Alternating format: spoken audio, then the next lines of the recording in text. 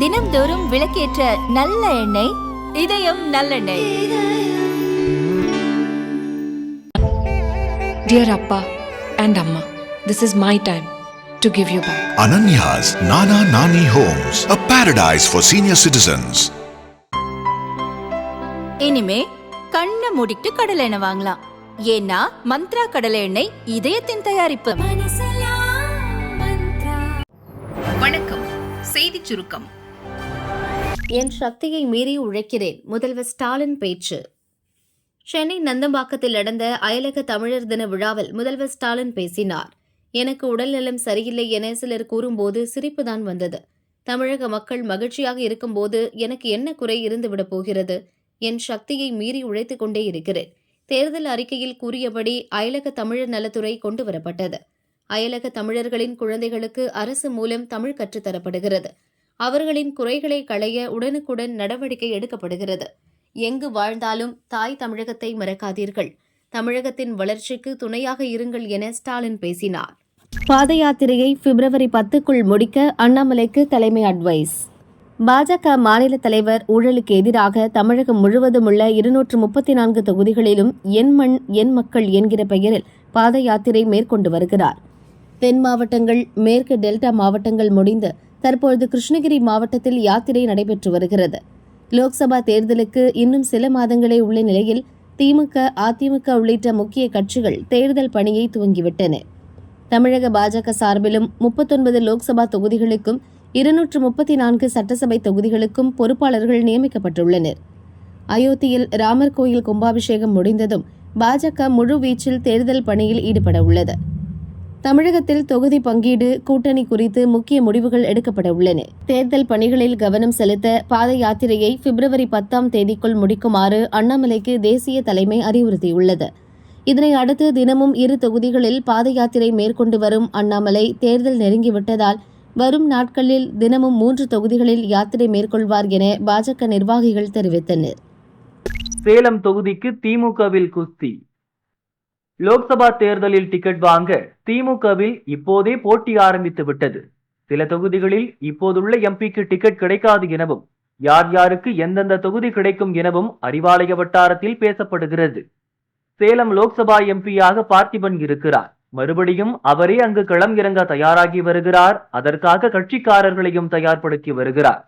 பார்த்திபனுக்கு கட்சி மேலிடமும் சீட் வழங்க தயாராக இருந்த நேரத்தில் சேலம் மாவட்டத்தைச் சேர்ந்த முன்னாள் அமைச்சர் செல்வ கணபதி அவருக்கு போட்டியாக களத்தில் குதித்துள்ளார்.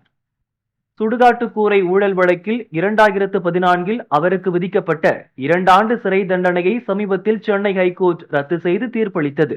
இதனால் புது உற்சாகத்துடன் கட்சி பணிகளை செல்வ கணபதி செய்து வருகிறார். அதே உற்சாகத்தில் சேலம் தொகுதியில் களம் இறங்கவும் விரும்புகிறார். ஏற்கனவே எம்பியாக டெல்லியில் வலம் வந்த அனுபவம் இருப்பதால் தலைமையிடம் இப்போதே துண்டு போட்டிருக்கிறார். இப்படிப்பட்ட சூழலில் யாருக்கு சீட் கொடுப்பது என கட்சி தலைமைக்கே குழப்பம் வந்துவிட்டதா? 2019 புதுச்சேரி உள்ளிட்ட 10 தொகுதிகளை காங்கிரசுக்கு திமுக ஒதுக்கியது. இம்முறை சீட்டை குறைக்க திமுக தலைமை திட்டமிட்டுள்ளது. கடைசி நேரத்தில் தொகுதி பங்கீடு பேச்சில் இழுபறி ஏற்பட்டால் சேலம் தொகுதியை காங்கிரஸ் பக்கம் தள்ளிவிட்டாலும் ஆச்சரியப்படுவதற்கில்லை என சேலத்தைச் சேர்ந்த திமுக புள்ளிகளே பேசிக் கொள்கிறார்கள். ராமர் கோவில் கும்பாபிஷேகம் இன்று முதல் 11 நாள் சிறப்பு பூஜை. பிரதமர் மோடி ட்விட்டரில் பகிர்ந்துள்ள பதிவில் கூறியிருப்பதாவது: அயோத்தி ராமர் கோவில் கும்பாபிஷேகத்துக்கு இன்னும் 11 நாட்கள் தான் உள்ளன. இந்த சுப நிகழ்ச்சியில் நானும் இருப்பது எனது அதிர்ஷ்டம். கும்பாபிஷேகத்தின் போது இந்திய மக்கள் அனைவரையும் பிரதிநிதிப்படுத்த இறைவன் என்னை ஒரு கருவியாக ஆக்கியுள்ளார். இதை மனதில் வைத்து இன்று முதல் 11 நாட்கள் சிறப்பு பூஜையை நான் இன்று தொடங்குகிறேன். மிகவும் புனிதமான, வரலாற்று சிறப்புமிக்க கும்பாபிஷேக நிகழ்வை காண நான் பாக்கியம் செய்துள்ளேன். முதன்முறையாக நான் இவ்வளவு உணர்ச்சி வசப்படுகிறேன். இந்த நேரத்தில் என் உணர்வுகளை வார்த்தைகளில் வெளிப்படுத்துவது மிகவும் கடினம். ஆனால் நான் முயற்சி செய்து கொண்டிருக்கிறேன். இந்த 11 நாட்கள் பூஜைக்காக மக்களின் ஆசையை கோருகிறேன் என பிரதமர் மோடி தனது ட்விட்டர் பக்கத்தில் தெரிவித்துள்ளார். सियावर रामचंद्र की जय। मेरे प्यारे देशवासियों, राम राम। जीवन के कुछ क्षण ईश्वरीय आशीर्वाद की वजह से ही यथार्थ में बदलते हैं।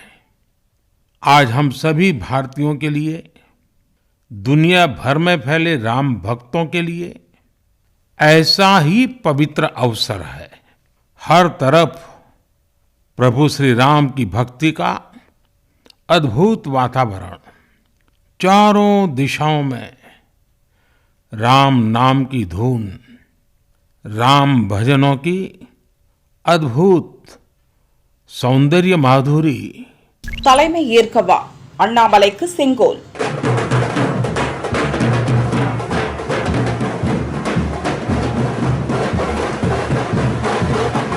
பாரதிய ஜனதா கட்சி தலைவர் அண்ணாமலை தமிழகம் முழுவதும் என் மண் என் மக்கள் யாத்திரை நடத்தி வருகிறார். 150வது சட்டசபை தொகுதியாக ஹொசூருக்கு நேற்று வந்தார். ஹொசூர் நகரில் அவருக்கு பட்டாசுகள் வெடித்து வான வேடிக்கைகளுடன் உற்சாக வரவேற்பு அளிக்கப்பட்டது. பாரதிய ஜனதா கட்சியினர், மக்கள் என 1000த்திற்கும் மேற்பட்டவர்கள் திரண்டிருந்தனர்.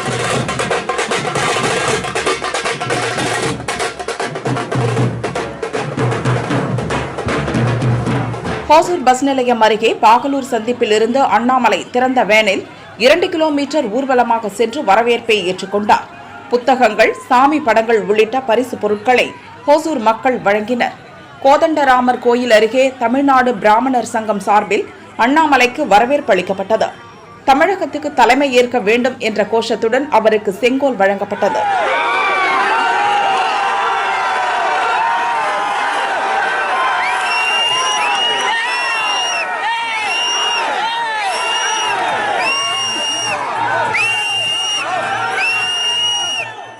சபரிமலைக்கு பெண்கள், குழந்தைகள் வர வேண்டாம். சபரிமலை ஐயப்பன் கோவிலில் மண்டல மகர விளக்கு பூஜை காலம் முடிவுக்கு வருகிறது. 15ஆம் தேதி மகர விளக்கு பூஜை நடைபெற உள்ளது. பக்தர்கள் கூட்டம் அதிகரித்துள்ளது. கூட்டத்தை கட்டுப்படுத்த ஸ்பாட் புக்கிங் ரத்து செய்யப்பட்டுள்ளது. மகர விளக்கு பூஜை நாளான 15ஆம் தேதி லட்சக்கணக்கான பக்தர்கள் வர இருப்பதால் 14 மற்றும் 15ஆம் தேதிகளில் பெண்கள் மற்றும் குழந்தைகள் கோவிலுக்கு வர வேண்டாம் என தேவசம் போர்டு கேட்டுள்ளது. 20ஆம் தேதி வரை கோவில் நடை திறந்திருக்கும். அன்றிரவு மாளிகைபுரத்தம்மன் சன்னதியில் குருதி பூஜை முடிந்த பிறகு பக்தர்களுக்கு அனுமதி இல்லை. அதற்கடுத்த நாள் பந்தள் அரச குடும்பத்தினர் ஐயப்பனை தரிசித்த பிறகு மண்டல மகரவிளக்கு பூஜை காலம் முடிவுக்கு வந்து கோவில் நடை அடைக்கப்படுகிறது. தமிழக மக்களுக்கு அடுத்து ஒரு அதிர்ச்சி. தமிழக ரேஷன் கடைகளில் 2007 முதல் 1 கிலோ துவரம்பருப்பு 30 ரூபாய்க்கும், 1 கிலோ உளுத்தம்பருப்பு 30 ரூபாய்க்கும், 1 லிட்டர் பாமாயில் 25 ரூபாய்க்கும் வழங்கப்படுகிறது. 2008இல் உளுத்தம்பருப்பு விநியோகம் நிறுத்தப்பட்டது. துவரம்பருப்பு அல்லது கனடா மஞ்சள் பருப்பு வழங்கப்படுகிறது. பருப்பு மற்றும் பாமாயிலை தமிழக நுகர்பொருள் வாணிப கழகம் கொள்முதல் செய்து ரேஷன் கடைகளுக்கு விநியோகம் செய்கிறது.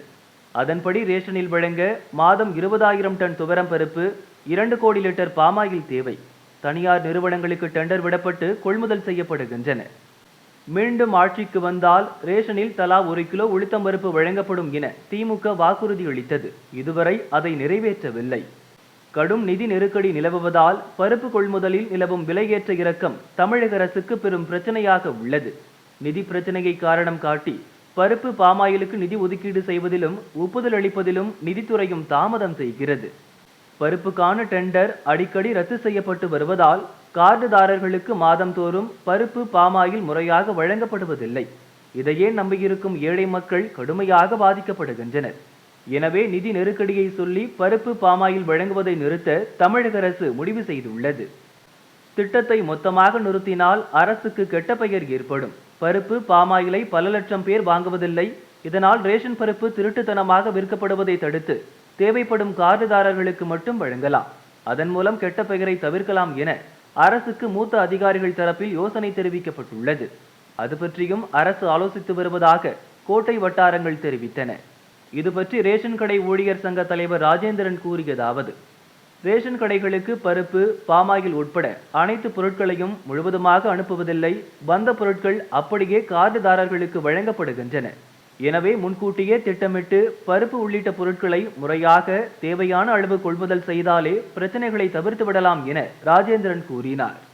பெண் டாக்டரின் அழகை வர்ணித்து ஆபாச மெயில். புதுச்சேரி ஜிப்மர் மருத்துவக் கல்லூரி மருத்துவமனையில் மருத்துவ பட்ட மேற்படிப்பு படித்து வரும் பெண் டாக்டருக்கு ஒரு இமெயில் வந்தது. பேராசிரியர் பெயரில் அந்த மெயில் வந்திருந்தது. பெண் டாக்டரின் அழகை வர்ணித்து மெயிலில் பல விஷயங்கள் எழுதப்பட்டிருந்தன. ஒவ்வொரு வெள்ளிக்கிழமையும் என்னை தனியாக சந்திக்க வேண்டும்.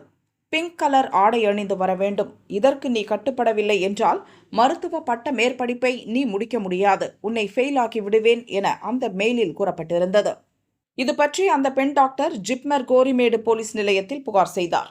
3 மாதங்கள் கடந்த பிறகும் போலீசார் எந்த நடவடிக்கையும் எடுக்கவில்லை.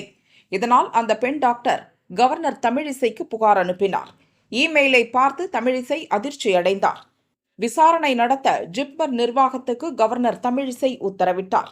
ஒரு குறிப்பிட்ட துறையின் பேராசிரியருக்கு அவப்பெயரை ஏற்படுத்தும் நோக்கில் போலி ஐடியை உருவாக்கி மெயில் அனுப்பப்பட்டதா அல்லது அதே டிபார்ட்மெண்டில் பணிபுரியும் வேறு யாருக்கும் இந்த விவகாரத்தில் தொடர்புள்ளதா என விசாரணை நடந்து வருகிறது. கூடலூர் போனால் கம்பியில் தொங்கி சாகச பயணம் செய்யலாம். நீலகிரி மாவட்டம் கூடலூரில் ஜீன்புல் தாவர மையம் உள்ளது. அங்கு பசுமை திட்டத்தின் கீழ் 1.7 கோடி ரூபாய் மதிப்பில் பராமரிப்பு பணிகள் நடக்கிறது. இதன் ஒரு பகுதியாக 22 லட்சம் ரூபாய் மதிப்பில் கம்பியில் தொங்கியபடி சாகச பயணம் செய்யும் ஜிப்லைன் ஹேங்கிங் அமைக்கப்பட்டுள்ளது. அதன் பணிகள் முடிந்து சோதனை ஓட்டம் நடந்தது. வனத்துறையினர் பூஜை செய்து சாகச சுற்றுலாவை துவக்கி வைத்தனர். இதில் கம்பியில் தொங்கியபடி 550 மீட்டருக்கு பயணம் செய்யலாம். ஒருவருக்கு 300 ரூபாய் கட்டணம் நிர்ணயிக்கப்பட்டுள்ளது. அடுத்த மாதம் முதல் இது சுற்றுலா பயணிகளுக்கு திறக்கப்படுகிறது. பயிற்சி பெற்ற இளைஞர்கள், பெண்கள் பணியில் அமர்த்தப்பட்டுள்ளனர். காலை 10 மணி முதல் மாலை 5 மணி வரை செயல்படும் என வனத்துறையினர் கூறினர்.